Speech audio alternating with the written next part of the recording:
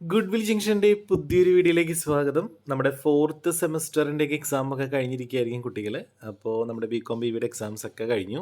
അപ്പോൾ നമ്മുടെ valuation start ചെയ്യുന്നത് നെക്സ്റ്റ് മന്ത് ജൂലൈ 22-ാം തീയതിയാണ്. അപ്പോൾ ജൂലൈ 22-ാം തീയതി നമ്മൾ എന്തായാലും വാല്യുവേഷൻ സ്റ്റാർട്ട് ചെയ്ത് ഒരു മാക്സിമം ഒരു 1 വീക്കിനുള്ളിൽ നമ്മുടെ വാല്യുവേഷനൊക്കെ കംപ്ലീറ്റ് ആവും. അതിനുശേഷം ഒരു 2 ആഴ്ചയ്ക്കുള്ളിൽ തന്നെ നമുക്ക് എന്തായാലും റിസൾട്ടൊക്കെ പ്രതീക്ഷിക്കാം. അപ്പോൾ എന്തായാലും നമുക്ക് ഓഗസ്റ്റിലായിട്ട് നമുക്ക് എന്തായാലും റിസൾട്ട് വരും കേട്ടോ. ഫോർത്ത് സെമസ്റ്ററിൻ്റെ വാല്യുവേഷൻ ജൂലൈ 22-ാം തീയതിയാണ് സ്റ്റാർട്ട് ചെയ്യുന്നത്.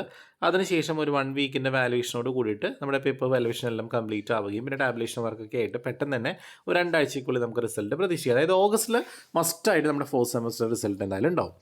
ഇനി നമ്മുടെ ഫിഫ്ത്ത് സെമസ്റ്ററിൻ്റെ എക്സാം എന്നാണ് എന്ന് ചോദിക്കുന്ന ഒരുപാട് കുട്ടികളുണ്ട്. ഫിഫ്ത്തിൻ്റെ എക്സാം എന്തായാലും നവംബർ ഫസ്റ്റ് വീക്ക് അല്ലെങ്കിൽ സെക്കൻഡ് വീക്കിൽ ഉറപ്പായിട്ട് ഉണ്ടാവും. അപ്പോൾ അത് വിട്ട് എന്തായാലും പോകാറില്ല. അത് കോവിഡ് ടൈമിലാണെങ്കിൽ പോലും അന്ന് നവംബറിൽ തന്നെ ഫിഫ്ത്ത് സെമ്മിൻ്റെ എക്സാം കറക്റ്റായിട്ട് നടത്തിയിട്ടുണ്ടായിരുന്നു.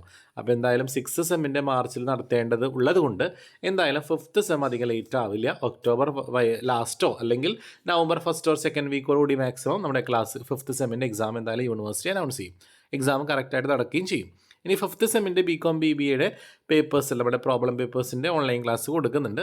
അപ്പോൾ ആർക്കെങ്കിലും ചെയ്യാൻ താല്പര്യം ഉണ്ടെങ്കിൽ ഡിസ്ക്രിപ്ഷനിലെ കോൺടാക്ട് നമ്പറിൽ കോൺടാക്ട് ചെയ്യുക. ബികോമിന് നമ്മൾ പ്രൊവൈഡ് ചെയ്യുന്ന സബ്ജക്റ്റ് ഇൻകം ടാക്സും അതുപോലെ തന്നെ അക്കൗണ്ടിങ് ഫോർ മാനേജ്മെൻറ്റും ഫിനാൻഷ്യൽ മാനേജ്മെൻറ്റുമാണ് കേട്ടോ.